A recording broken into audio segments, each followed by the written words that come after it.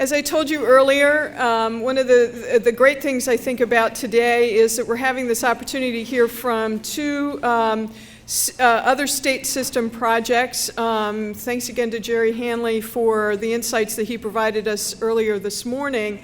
Our second keynote speaker is Lucy Harrison, and I'm really thrilled to be able to introduce her. One of the things we say about the system in Maryland, if we had to compare ourselves to another state system, the closest would probably be Georgia. In many respects, they're made up very much like we are, and made up of a mix of institutions very much like the public higher ed institutions here in the state of Maryland. Lucy Harrison is the Assistant Vice Chancellor for Academic Library Services for the University System of Georgia and the Executive Director of a project called Galileo, which is Georgia's virtual library.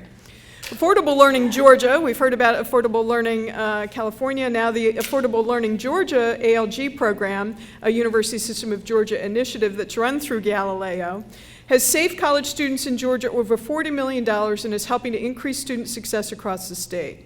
Lucy's previous roles have included Director of Library Services and Interim Executive Director of the Florida Academic Library Services Cooperative at the Florida Virtual Campus and Interim Chief Operating Officer for the College Center for Library Automation.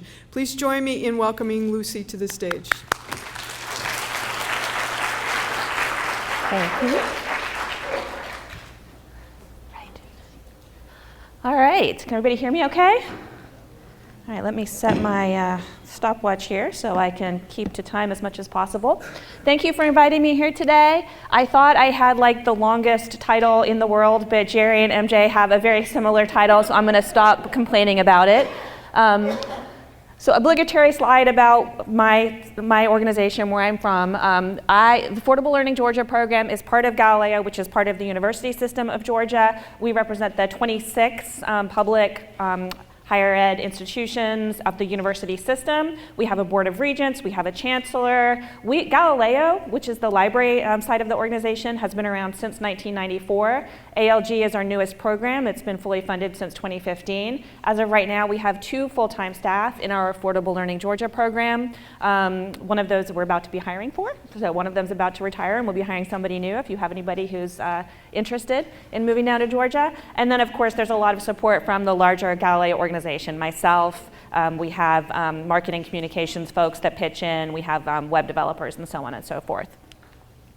So this is, you've probably all seen this chart before, this is the problem that we were sort of charged with trying to address, which is the cost of commercial textbooks rising at a pace that far outstrips the rate of inflation. I know there's been some argument over how much exactly is it costing students each year, but regardless of whether you agree with these numbers or not, it's a lot of money. Students are spending a lot of money on commercial textbooks. So Jerry showed you the 2018 version of this survey, I believe. Full disclosure, I used to work at this organization before I came to Georgia. I was at the Florida Virtual Campus.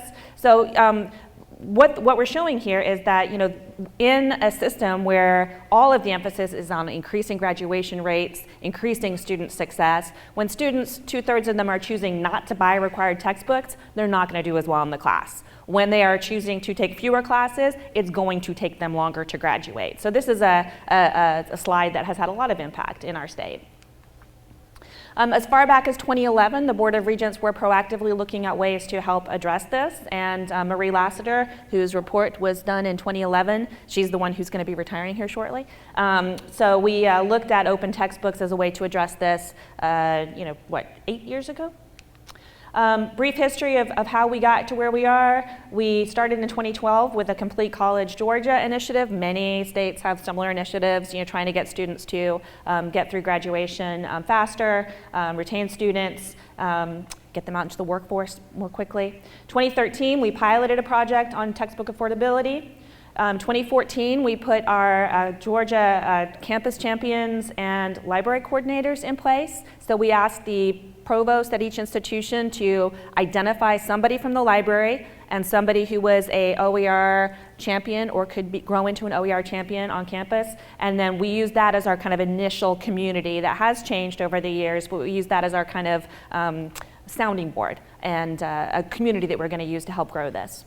And then in the 2014-15 academic year, we partnered with another USG initiative called eCore.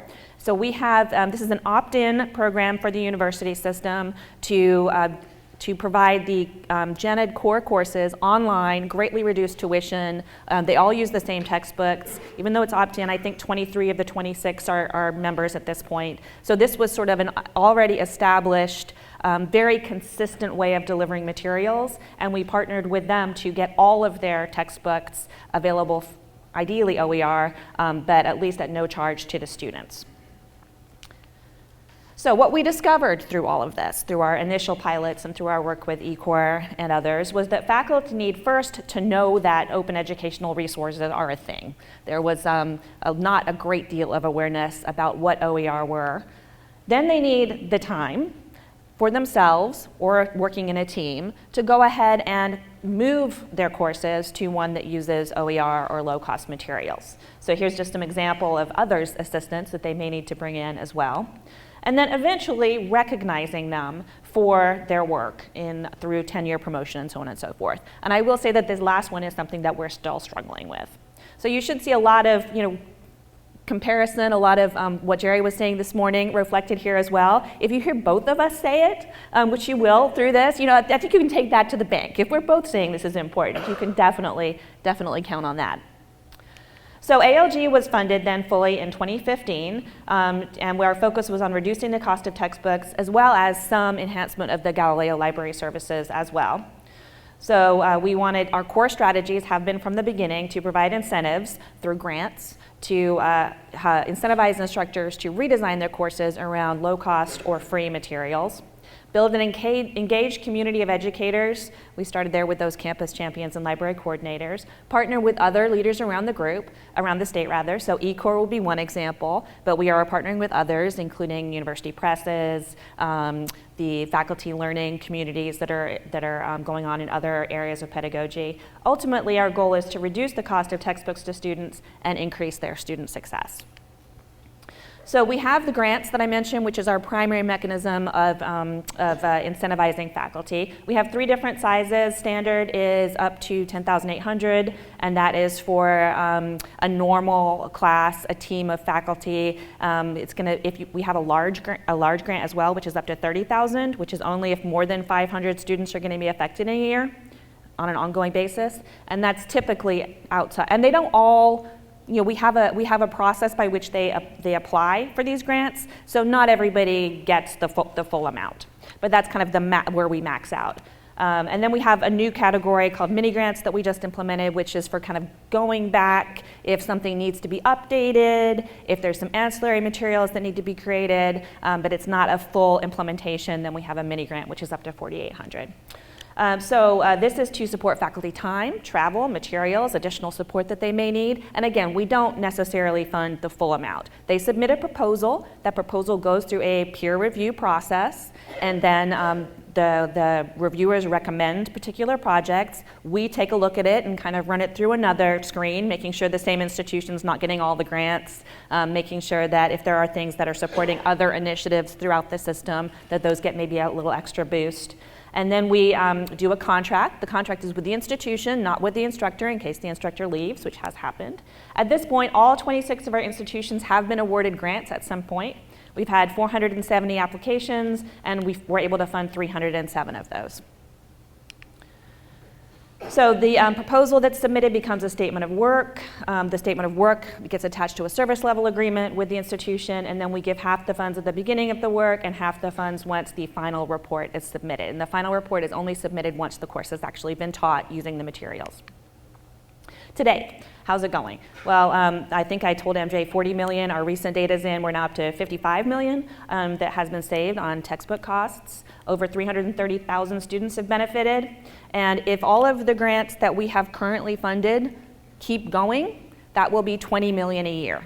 Now I said if. Not all the grants that we have ever funded do continue, but if they all did, that would be 20 million annually just with the grants that we funded so far. Couple of specific success stories. Georgia State, we had students, this was a math class where the 2 books were costing $184. They had a large number of students, so that alone is saving over $1 million annually. We had, this is a much fewer students, 720 students, but this is an example where the books, $361, cost more than the tuition in the class, okay? So this, for those 720 students, that was a huge barrier that now they don't have to pay. And then Open Mathematics in Action was an example of a collaborative larger grant. We had 5 institutions coming together on that. And again, a large number of students. This one's still going, so saving over $1.4 million annually. It's not just about the money, though. It's also about student success. So students really like these materials. Can you read that okay? It says 93.3% positive, so students really, really like them. Now, they might like them because they're free. that might be part of it. But they were either 100% positive or neutral. And then we also looked at, let's see, this one is student learning outcomes. So this had to do with how did their test grades or their grades change as a result of the course. And again, we see that almost 60% actually increased the student outcomes. About another 37, 38% were the same as with a commercial textbook, and we only saw about a 4.4% decline. So this is really, really good, you know. This is from our rounds 9 through 11. We are currently up to round 14, but those have not yet submitted their final reports. This data comes in through the final reports. And then also changes in DFW rates showed a similar sort of, a big chunk did better than with the commercial textbooks, and another big chunk did about the same as they did with commercial textbooks. And of course, they're not having to pay for those textbooks. And also, this is a study that Eddie Watson did recently. He's used to be at the Center for Teaching and Learning at UGA. He's now at the American Association of Research Libraries, I think. And so he looked at, specifically at UGA, long-term study comparing the same course, same instructor. How did students do before versus after the shift to a open or low-cost textbook? I think he was looking specifically at open. And what he saw is, yes, everybody did better, everybody liked it, everybody's grades increased. But for students who were at the most risk and the most dependence on financial aid, so first generation in college, minority students, they did even better, right? It kind of leveled the playing field for them. And this research paper is available online. He released it openly. So the libraries have always been an important part of this. We've had that library coordinator role from the beginning, since even before we were fully funded, permanently funded. So these folks attend monthly meetings, they attend webinars that we put on, we have an email list that they're on, along with our campus champions. And then they're often part of the grants team as well. If we see a grant coming forward and they've made time to include a librarian, that's excellent. They come to our conferences and symposiums that we put on. We also, though, see them as playing this role of content curator expert that they would be playing anyway for the institution. So they already are the ones who are knowledgeable and expert in what instructors could use in their classes. They've been playing that role forever, but they are, anything that's in the library is free to students. Like Jerry, part of the other half of my job is with Galileo, which is providing that library content through ebooks and academic journals and academic databases to the entire state. That's all free. But then, and we've also worked hard to integrate that into faculty workflows already. So an example there would be we provide the EBSCO Discovery Service to the entire state, and they have a tool called Curriculum Builder that we have integrated seamlessly into the learning management systems of the 26 institutions, so that from within the place that they are building their course shell, they can immediately find library resources and pull them in. And we're going to be looking at how do we make open, they're already in there, but how do we make them more visible and easier to select from within that framework. So I already talked about the integration tools. So by 2016, which is the time I showed up at Galileo, I was at the Florida Virtual Campus before that, we were already an established program, and our next charge was kind of to scale up and start moving from beyond a startup, beyond pilot, into long-term success. So we wrote a 3-year strategic plan that had 5 main goals, and I'm going to bundle 2 of them together, but I'm going to run through each of them real quick here. So the first one was to raise awareness of OER no-cost, low-cost resources. As I said, a lot of faculty weren't even aware of what OER are, what open textbooks are, or they might have a very outdated idea of what they are. So we did a survey, this is our most recent survey, we did it in 2018, and 60% of USG faculty reported being at least somewhat aware of OER. I've mentioned the other main findings there too, but this is the one I'm going to focus on right now. So that's actually much better than the national average, but that still leaves a gap of 40% that apparently have no idea what OER are. So we need to keep focusing on that. So part of our awareness efforts, again, going back to those library coordinators and campus champions, we have a newsletter that goes out, an e-newsletter that goes out regularly. We also integrate ourselves into other university system events. Whenever we can, we're like, put us on the agenda. So for example, there is an initiative going on right now where the chancellor has named learning scholars at each campus. We've shown up at their events and said, hey, let's talk about open pedagogy, open educational resources. There are faculty learning communities that are doing research around various pedagogies. We've shown up there. We've talked to them about what open educational resources can do for them. We have our Gateways to Completion, which is an effort where they are redesigning courses to try and make them work better for students and get them through faster. And we're saying, if you're already redesigning your course, why not throw in this extra little bit of effort to make it be using open educational resources, and we'll actually fund you to do that. And then we have a new, he's not that new now, he's been there 2 years, a new Chief Academic Officer, my boss, Tristan Denley, and he came in with a whole set of ideas around momentum year, around engaging students from the first moment they step foot on campus, around encouraging them to take those 15 credits, to redesign the undergraduate courses, so the early undergraduate courses, so that students were getting direct experience in what they were interested in their first year on campus, as opposed to taking stuff that may or may not apply to them down the road. So again, as people are thinking this through about how are they going to redesign their courses to fit into this momentum year approach, we're there saying, hey, and why not also consider moving to a free or low-cost textbook? We also are fortunate to be associated with a statewide, very successful conference called the Teaching and Learning Conference. We sponsor a track at this each year. We have an OER presence woven throughout the conference, so that goes really well as well. We occasionally will sponsor attendance at other events and courses. There was a Creative Commons licensing event recently where we said, hey, anybody want to go to this? Well, at the institutions, we will sponsor at least 2 people at each institution to go. The other thing that we did, and Jerry mentioned this as well, but so starting last fall, we required that each institution prominently designate courses with either no cost, free, or low cost materials at the point of registration. So as students go to register for their class, they're going to see this flag. They already see this flag, whether it's no cost or low cost course required materials. So this gives students options. If they're making the choice between paying $300 for a textbook or nothing, they may choose to take the nothing course. It's also helpful for us in our data analysis and ongoing assessment.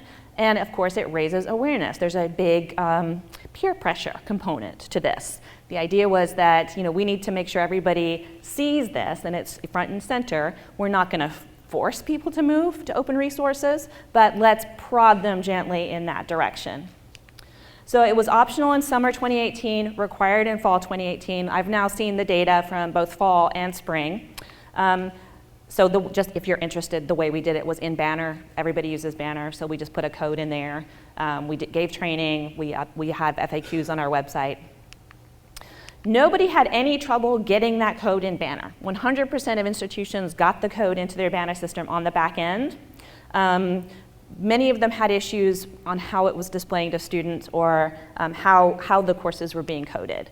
So there were, we saw some weird things, like one institution that had 1,400 courses coded as no cost in the fall, dropped down to like 14 courses in the spring. So that is, one of those things is not correct. We also saw some issues with student interfaces. They were kind of all over the place. We had some institutions like Columbus State University down in Columbus who did a fantastic job. It's beautiful. Students can select, I only want to search for courses that are no cost, or I want to search for both no cost and low cost, along with many, many, many other attributes they can search. And then they display in this beautiful interface. It's absolutely gorgeous. Other folks didn't display it at all to students, even though the information was there on the back end. And other people did weird things like, I'm just going to stick the code on there. That's the NCM code, and students will figure out what that means. So we've continued to work with them to try and get some consistency around that. What we did was we sent a kind of a customized report to each provost and said, here's how your implementation looks. We would ask that you look at this and this, and please do, then we'll check again, once the summer data comes in. There were also some questions around the requirements, not around, everybody knew what free meant. The questions were around what does low cost mean? So these are an example of some of the questions we got here. What if I can get it somewhere for under $40, but the bookstore charges more than that? What if you can rent it for $40, but the purchase price is more? What if the library has a copy? This was a big one. To which I said, well, what if everybody had to access that library copy at the same time? If it's a required book and there's one copy in the library, no, that doesn't count. But if it's an ebook that's available to everybody, sure. Or if the library has enough copies to cover everybody in the class, okay. Or if they only need one chapter and they could reasonably copy it at low cost, then that would be fine too. Why did we choose $40? What if the instructor changes? What about academic freedom? You can't tell me what to do. And that's true. We can't. But all we're saying here is if you're doing this, then we want to know about it. I was in front of one group of people. I think this was the academic affairs group, and one faculty member actually stood up and said, I just don't think this is fair, because if a student is looking at my class and I charge $300 for this textbook, and then they can see that it's the same course is offered by my colleague with no cost for the textbook, they're going to take that other course. And I said, yes. Yes, they are. So the processes, I will say, also differed widely on campuses.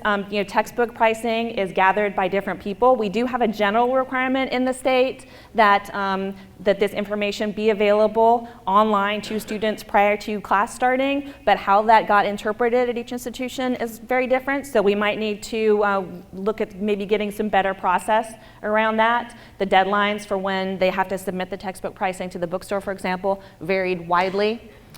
So we've already updated and communicated FAQs on the requirements and the process. Those are on our website. We have, as I said, shared a customized institutional report to each institution to say this is how you're doing on this. Longer term, we'd like to maybe create some kind of web tool, because everybody's on Banner. Maybe we could create some kind of tool that will help them gather that information and then get it uploaded into Banner easily.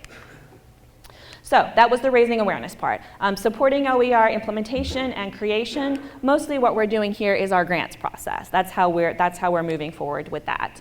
However, we also have a new partnership with an accessibility center in the state. It's CIDI, Center for Interactive Design and Implementation, I think. So we are working with them to make sure that all of the textbooks that are created as part of our grant process are fully accessible. And of course, what does accessible mean? There's different levels of accessibility, but we are working with them to figure out what that means.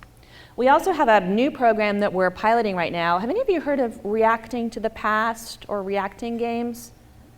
Okay, so these are, it's a methodology where students in a particular class kind of play a role. It's like a role-playing game as part of the class, and it can be just a single class period. It sometimes is like a week, or it could be over the entirety of the class. So if you're studying ancient Rome, somebody might be Caesar, and you're not only, you have to do enough research that you can kind of act as Caesar in different scenarios. So these are called reacting games, reacting to the past games, and we've been working with the Reacting Consortia to figure out a new way of making these open. Many of them are published by Norton, and they're not super expensive already, but we're funding a couple of grants to create open versions of these games that will be available to anybody. We're also working on full degree programs. So we're working, I mentioned eCore. Those are those Gen Ed core classes that are available on an opt-in basis for the institutions that are participating. They also have an E-major program, which is collaborative online majors. So we are working with them. We just identified 9 textbooks that we're going to be creating with them. They have a leadership program that has 3 different tracks. We'll be creating 9 textbooks with them, and we're partnering with the University of North Georgia Press on this too. So the way that this works is that the e-major folks will kind of be the subject matter experts, and then the University of North Georgia Press we will contract with to provide the professional press services. So the design, the publishing, any graphics that are needed, peer review, anything that goes through our UNG that is published in the collaboration with us and the UNG Press will go through a formal peer review process, which helps, of course, with that tenure and promotion, because it looks like a more traditional textbook.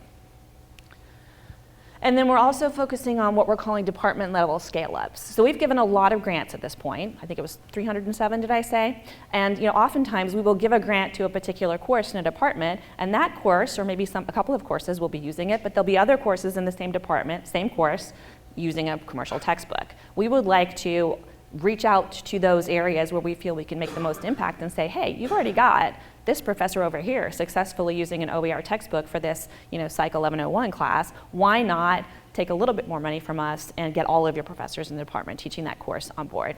So we're using some of our data. This is using our no-cost data here. I realize you can't read this at all now that I'm looking at it. But basically, the teal-colored circles are the full enrollment in a particular course. And then the dark black-colored circles are how much of that is using no-cost materials. So you can see over, I'm not going to try and, I'm too scared to do it. Over here, so the kind of over to the far right here, you can see that almost all of the courses are, almost all of the enrollment is actually students using no-cost materials. But you look at something close to the middle there, where the circle is just a little bit over the line, and then the big circle at the top, that means there's a lot, we have an adoption, but we have a lot of room to grow there. So we'll be reaching out to these departments, and this is for just one school, I think this is Georgia Highlands, and saying, hey, for that class, which I can't read either, I'm sorry, why not consider taking another grant and getting all of your instructors on board to teach that course using OER? And then we'll also be looking at doing that at the system level. So this one you can maybe read a little bit better. What we did here was we looked at across the system, are there opportunities to take an entire class to OER, or at least heavily encourage people to do that. So we have, this is, I think it says American history, American government maybe? American government, 2 English classes, and on the far right is the psychology one. So if we had, right now we have 2,975 students in Intro to Psych using no-cost textbooks for a savings of $342,000 across the system. If we were able to take that system-wide, we would get 28,773 students for a saving of $3.36 million, okay? Now, we're not gonna get there because of academic freedom, because of institutional choices, but what we'd like to do is work with the subject matter committee.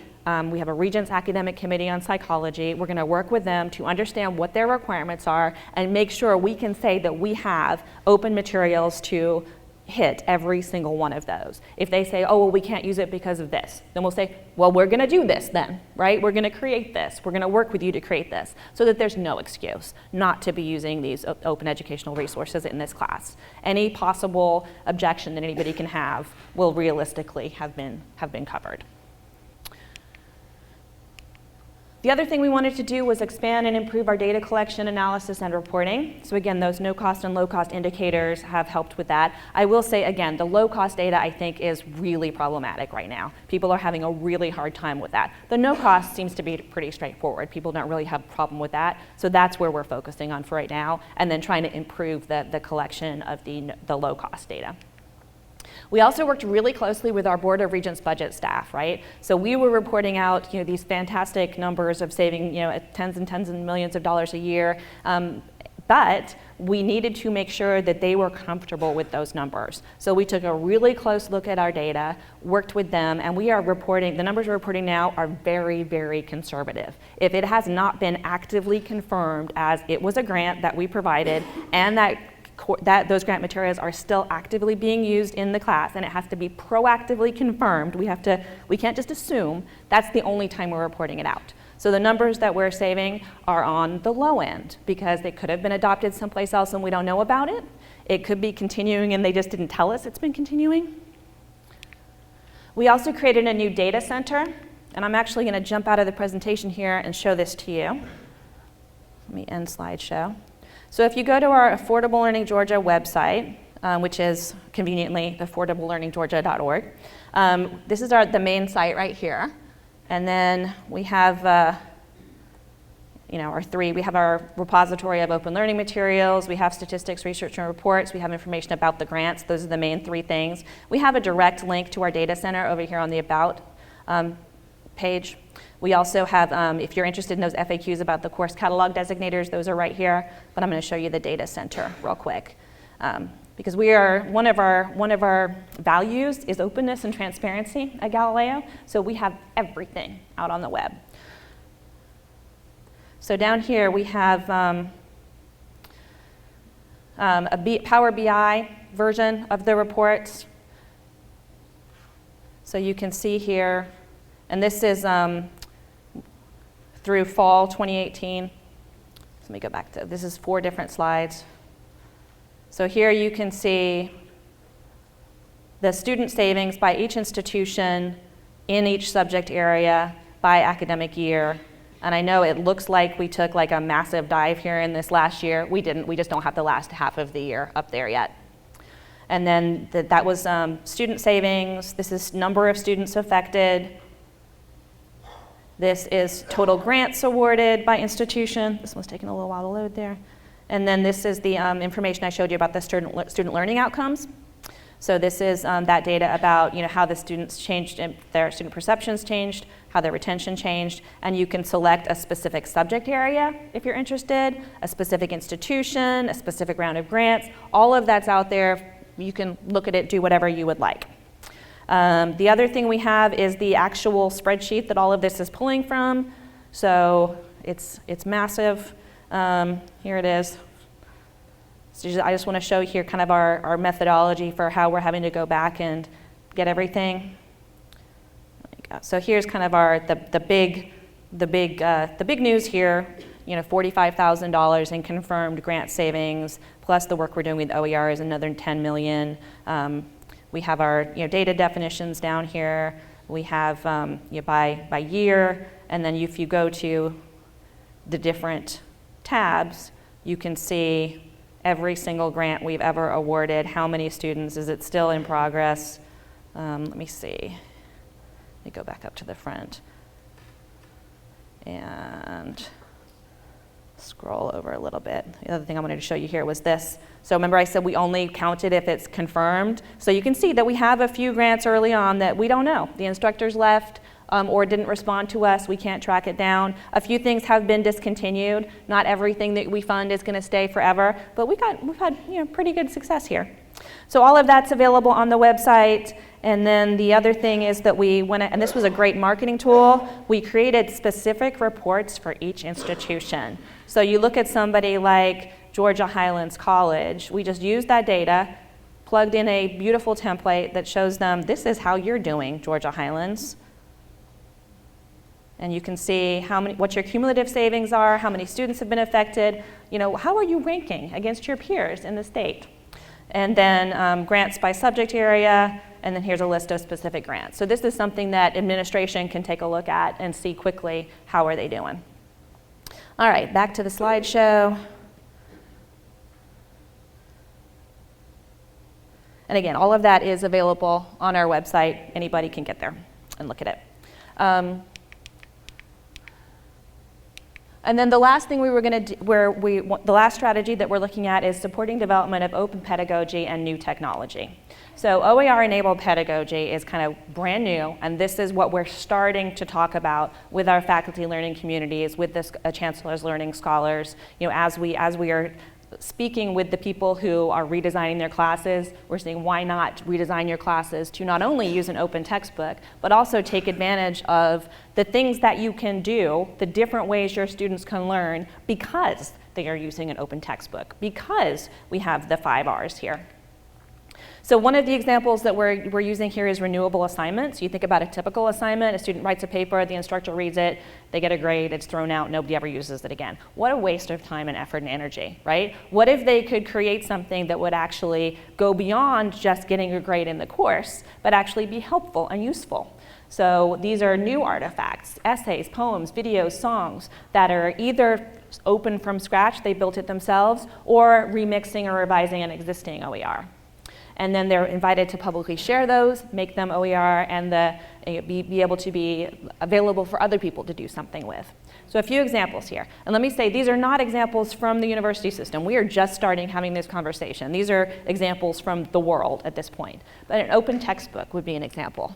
This is a project management for instructional designer textbook that was based on a project management textbook, and the point of the class, the students in the class, their assignment was take this open project management textbook and create from that a project management for instructional designers textbook. At the end of the class, they finished, they got their grade, and a new resource was available for anybody to use in the world.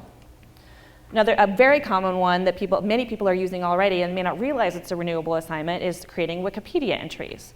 So this was a Spanish literature class, and the goal of the class was to create, to expand or create new Wikipedia entries that were good enough to be considered a featured article on Wikipedia, which is apparently a big deal. So this one was a featured article on Wikipedia, and now it exists out there for anybody to use. Another example will be creating like worked math problems that then can be used in Wikipedia or other places. And my favorite, having students create their own test questions.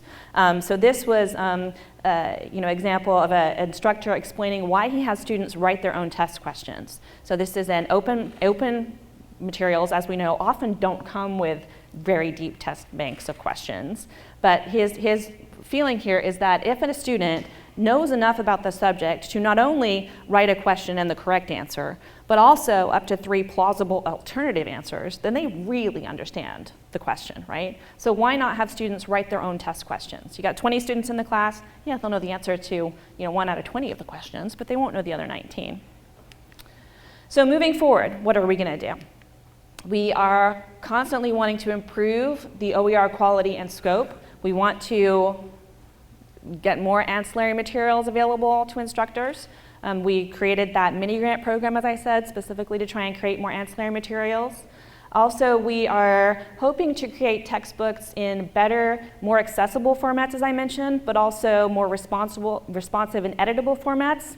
I was hoping to have an announcement for you today, but I can't quite announce it yet, but I hope we will have a new platform that we'll be piloting soon that will allow for some of this. Those department and system level scale-ups that I mentioned are a big part of what we're going to be focusing on in the next year. But also a reinvestment in just the basic awareness and training. There's instructors, I don't know, like everywhere, we have a lot of adjuncts, we have a lot of new faculty, we have turnover, so we need to go back to the basics and remind people, that we can't just keep moving forward with the more interesting and exciting open pedagogy. We also have to be continuously reaching back out and reminding people of the basics. We do have a few areas where resources are scarce, upper level courses, for example. You can't get to a full Z degree program unless you have those upper level courses, but the return on the investment is not necessarily always there because they have fewer students in them. So how are we going to deal with that? Although the chancellor has said he wants to have as many full Z degree programs as possible. We also want to enhance OER discoverability. This was an issue that came up on the survey that a lot of people just don't know where to find OER resources still. So we're looking at ways to, as I mentioned, with the curriculum builder tool to maybe make it easier for folks to identify open materials that are available to them.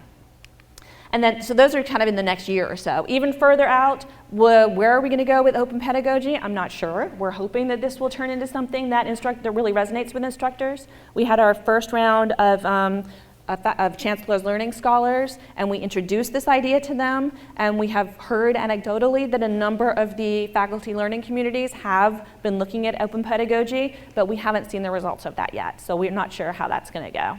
We're also working on some high impact practices. working with a committee next year probably to start looking at what are the high impact practices that we can see, not only for the adoption of OER on campus, just by the numbers, but also how does that impact student success and retention. And then even longer term than that, looking at things like AI and adaptive learning, this is where the publishers are going. We've made a big impact on the content side of things and reducing the cost of that. But if they're just going to come back, a couple years from now and say, well, it's not a textbook, it's an adaptive learning platform, right? And so that's why you should spend $150 on it. Then that's something we need to be prepared to address. And there is no great answer for this. There's no open source adaptive learning platform that is going to compete with what the publishers are creating right now. So we are keeping an eye on things and looking and being ready to jump on that when the time is right. And that's it for me. So I will stop there and see if there's any questions.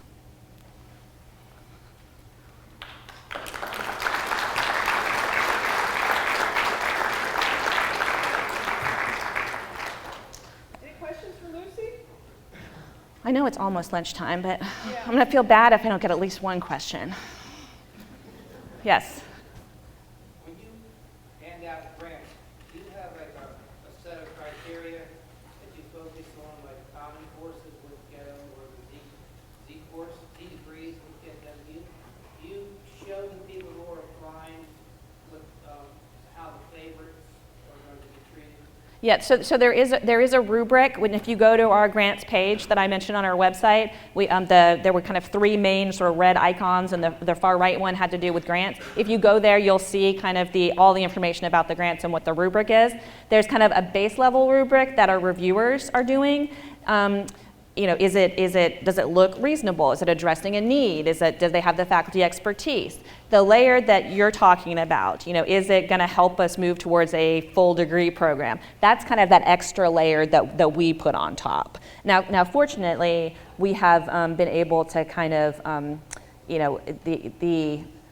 we've had enough money that this hasn't been, it's a competitive grant process, yes, but anything that we've really wanted to do at the system level, we've been able to do, as well as the very highly ranked ones that have been ranked. We haven't had to make the very hard decisions yet. Yes? Can you explain the contract that you have with the institution compared to the faculty member and how that works? So it's a service level agreement. We are all part of the university system, and there is a strong central system office presence. So we don't have to have a contract because we are all part of the same, Board of Regents university system. It's a service level agreement, and it just says, you agree. It's very short. You agree that you're going to, do the work that you say you're going to do as outlined in the proposal, and you agree that you're not going to, do anything that's against, Georgia policy, and here's the people on the team, attach the statement of work, and then we send them. We get it signed by somebody in their office. Sometimes the procedures locally are different. Sometimes it has to go through their official grants office. Sometimes it doesn't, but we just need a signature from whoever they feel is the appropriate person. Yes? Hi, who are the decision makers that you guys have convinced to require that all courses have an indicator there was a lower cost? Yeah, as I said, so the question was, who did we have to convince to get that no cost, low cost indicator in there? So as I said, we do have a pretty strong central office presence who can kind of decide and announce, right? So I convinced my immediate boss, Tristan Denley, who's the executive vice chancellor, and then he went to the chancellor. And the chancellor said, this seems like a fantastic idea, let's do it. And we did it. And again, what is the negative consequence if they don't do it? To be determined. Right now we're still in the please do this phase. We're not in the you still haven't done it. You gotta, we have a couple of people who are clearly struggling with this, and I'm not sure how much of a stick there is going to be in the end, but most people have done a good job of getting it in at least kind of the basic level of compliance. Okay, please join me in thanking Lucy again. Thank you so much. Thank you. Really appreciate it. Yeah.